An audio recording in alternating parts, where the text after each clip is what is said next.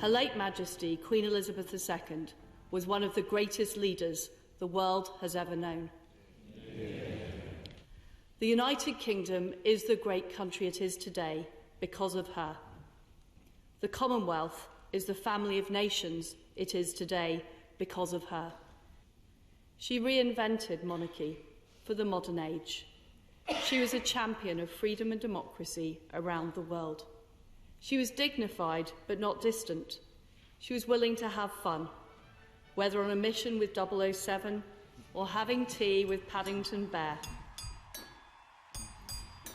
The crown endures. Our nation endures. And in that spirit, I say, God save the King. I know that today there are countless people in this country and around the world who have experienced the same sudden access of unexpected emotion.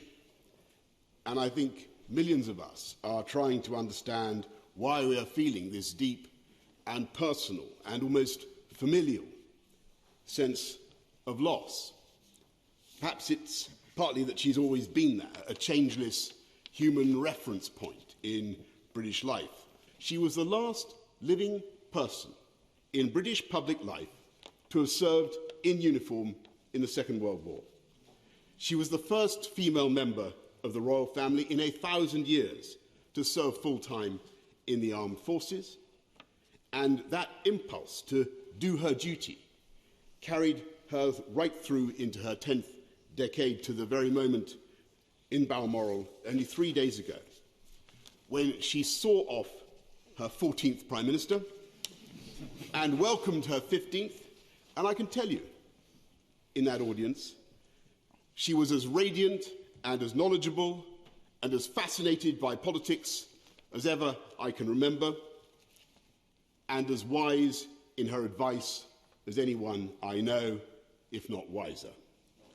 And I know I speak for other Prime Ministers, when I say ex-Prime Ministers, when I say that she helped to comfort and guide us as well as the nation, because she had the patience and the sense of history to see that troubles come and go and that disasters are seldom as bad as they seem. And it was that indomitability, that humour, that work ethic and that sense of history which together made her Elizabeth the Great.